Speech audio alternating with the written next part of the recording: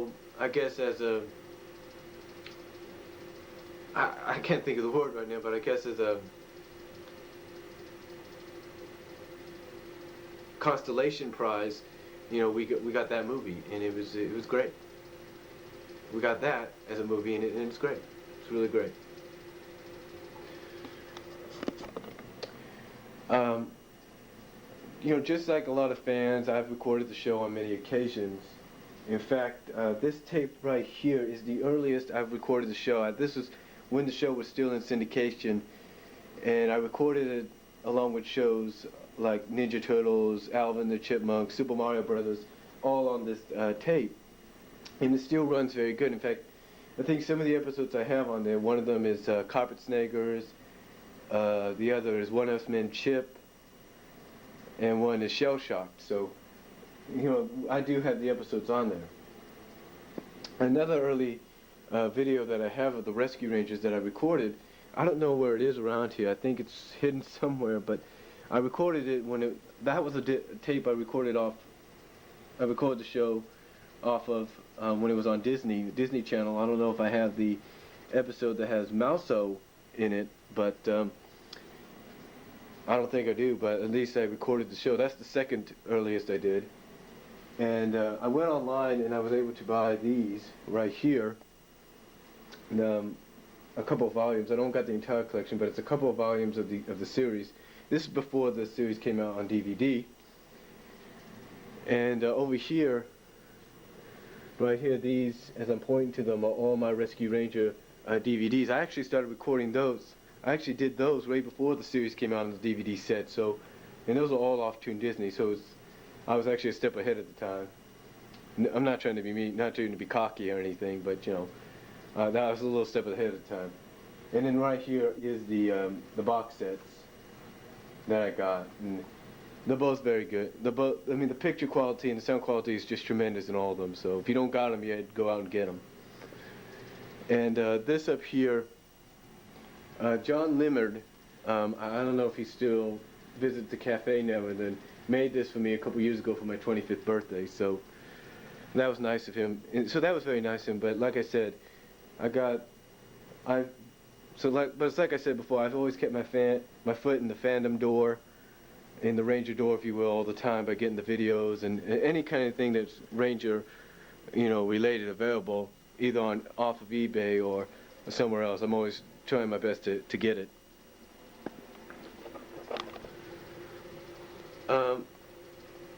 My disappointment in the Ranger movie, well, not my disappointment. I'm sorry, I'm just a little tired here.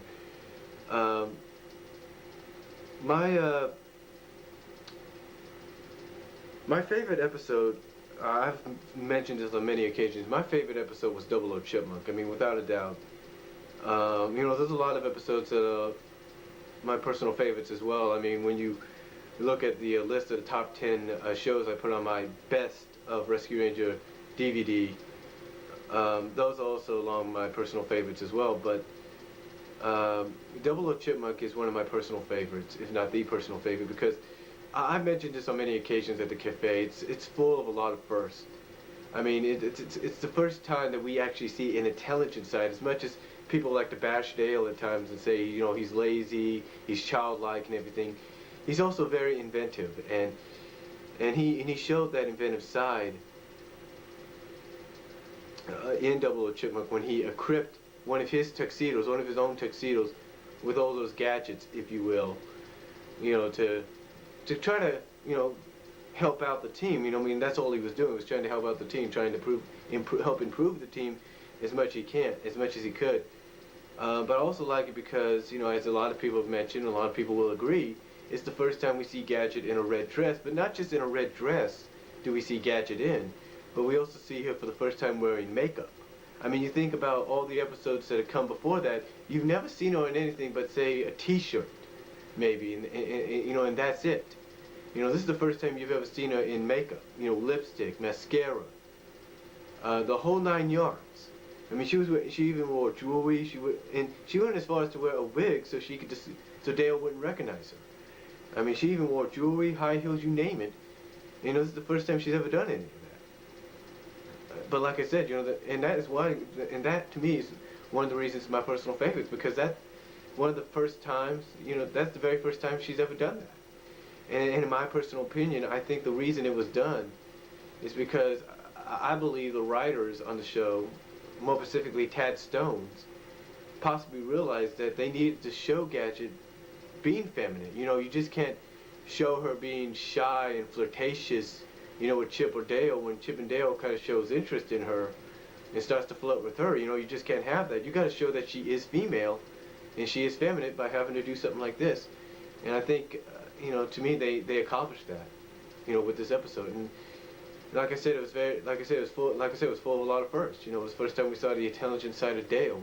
It's the first time we've seen Gadget go this far, and it was, like I said, it was an overall great episode, and and I think it had a great follow up. As much as some people may disagree with that, it had a great follow up with with with Mind Your T's and Q's, because that was the second time we saw Gadget wearing a red dress and mascara and makeup. Not as heavy as the first time, but just as good. And like I said, it was just as good fun. And just like with Double O Chipmunk, they faced a rodential villain instead of a rodential and human villain. So it was, like I said, it was overall, Double O Chipmunk was overall a great episode, and that's why I've always found it as my personal favorite, because of what it was and because of what it showcased. My opinion when it comes to some of the one-shot characters on the show, like say Foxglove and Tammy, and even Sparky, is the fact that I think they should have brought them back more than once. You take a look at characters like say Kanina LaFleur and the Pirates, they brought them back twice. I think with the initial idea that Kanina and the Pirates could be like allies, could be the kind of characters that could be brought back because they had such potential, because they had such charisma. But the same could be said for Tammy and Foxglove. They had charisma, they had potential, but I think there's also another reason. They weren't brought back like Kanina and the Pirates. You see, like with Kanina and the Pirates, there was never an attraction, there was never any romantic interest, with the characters. And with someone like, say, Tammy herself, she had a lot of interest, a lot of romantic interest in Chip.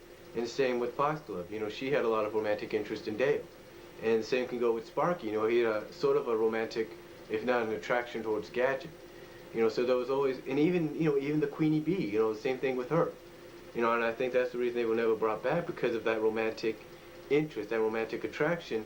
And maybe the writers felt as though it might mess up the show a little bit, and that the fact that the young kids, because there were younger kids than us watching the show, wouldn't really understand what was going on, or really wouldn't like the idea of the fact that that Chip or Dale wasn't achieving the goal, which was to try to win the hand and the heart of Gadget and become her boyfriend.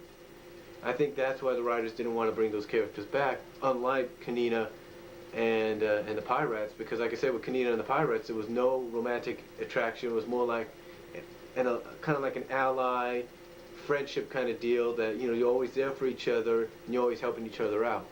So that was so that to me is the reason I don't think the characters like Tammy, Foxglove, and Sparky were ever brought back, because of that romantic interest that they had with the other actors. But hey, that's just my opinion, but I truly believe that.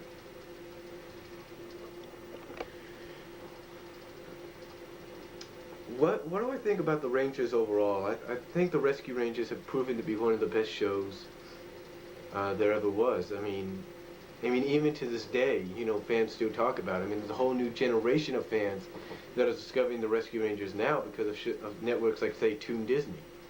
You got a new generation, like I said, discovering it because of channels like Toon Disney and the Disney Channel, and because of the DVD box set. And you got to realize that this new generation was born around the time the series came out, so they're discovering it for the first time. And that's why we're getting a lot of new members, and not younger members, to the cafe. Because of this. Because they're discovering the series for the first time. But for me, Rescue Rangers is always going to be a show that is going to be known as one of the best, if not the best shows there was. And I don't think there's anything that can replace that. Anything that can replace it, or anything that could say otherwise. I mean, you can talk to a lot of fans. You can go to a Comic Con, you can go to a Fur Con, you can go to Anthrocon or BotCon, so anything like that. And if you talk about Rescue Rangers, if someone mentions Chippendale Rescue Rangers, bet your money that you have at the time, there's going to be a whole conversation started with groups of people, no doubt. And that's why I think, to me, Rescue Rangers is always going to be one of the best shows there was and ever will be. And I would not be surprised if somewhere down the line Disney decides, hey, the show worked, let's do it again. And I've got a feeling they're going to do it again. And I wouldn't be surprised. I would not be surprised, especially with the fandom that you have now, and especially with the creative fandom that we have. I would not be surprised if the Rangers are brought back in the future. I would not be surprised. One of the things that would really stick out in my mind when I was as a kid growing up watching the Rescue Rangers was I wasn't the only one that watched them. As a matter of fact, my sister Shannon used to watch them as well, and one of the things she did, because she was such a good artist at times, and I don't know if she still is, I'm guessing she is, but one of the things she would do during her spare time is she would draw perfect renditions of Gadget, but not just Gadget herself. She would draw different versions of Gadget. She would draw Gadget with black hair. She would draw Gadget with red hair, brown hair, black hair. I think I said black hair, blonde hair. She would do that, and she would put Gadget not just in her overalls, but she would put Gadget in dresses and pants and all these things. I mean, it was just, she just did such a phenomenal job, and that's one of the reasons I've always liked the Rescue Rangers. And my sister is because not only did my sister like them, but she was probably the closest I had at the time of having a personal ranger artist in my family. And it was fun. It was real fun to see that, and it's a shame I don't know what she did with the pictures, but I would be glad to. But if I could find them, I would definitely be glad to scan them and show them to people. But that being 10 years ago, I don't know what 10, 15 years ago, I don't know what she did with them. I swear to God.